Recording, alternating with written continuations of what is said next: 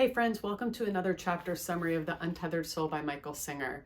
Today I'm covering chapter 9, which is called Removing Your Inner Thorn.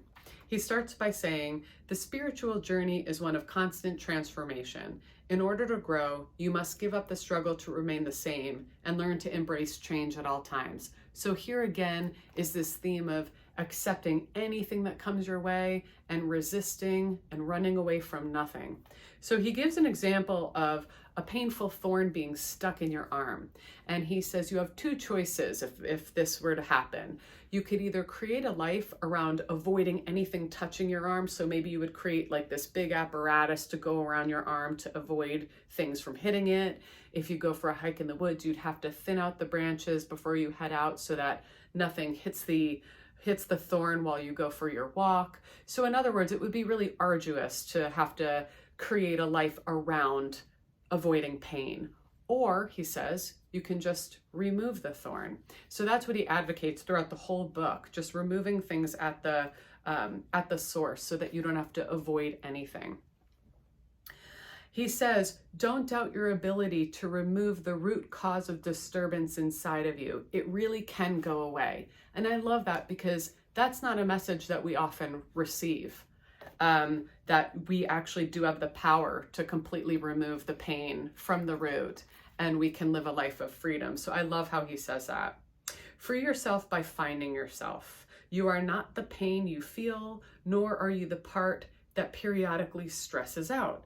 So here we get into the solution of how you kind of separate yourself from the pain. How do you remove the pain from the root?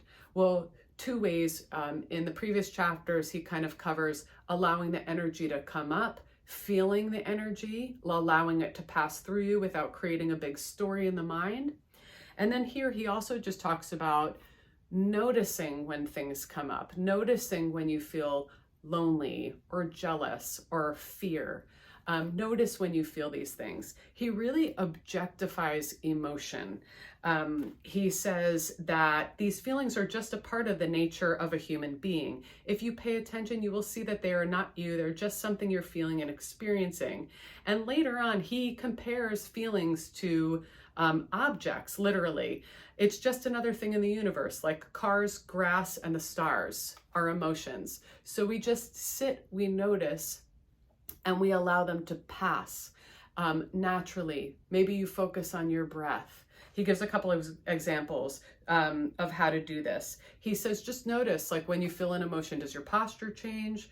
Does your breath rate get faster or slower? What goes on when loneliness is given the space it needs to pass through you? So you become an explorer of your own emotions.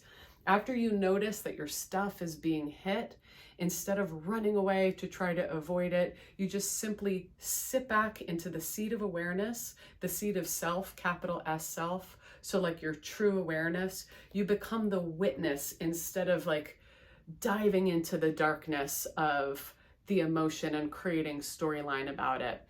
So simply notice when your stuff gets hit. Simply notice when your thorn gets hit. Don't try to do anything to fix it. Remove it at the root.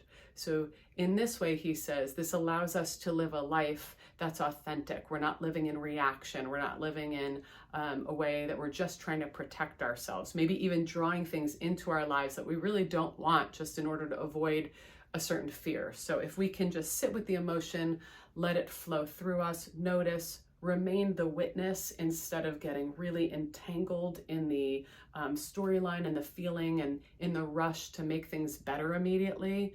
Just sit, notice how the emotion and the energy moves and shifts in the body. Finally, he says, once you learn that it's okay to feel inner disturbances and that they can no longer disturb your seat of consciousness, you will be free. When you have tasted the ecstasy of the inner flow, you can walk in this world and the world will never touch you. That's how you become a free being. You transcend. So again, instead of trying to fix, change, or manage things, you simply let things be. You remain in the seat of consciousness, the capital S self, and you just observe everything that comes your way. I hope that helps.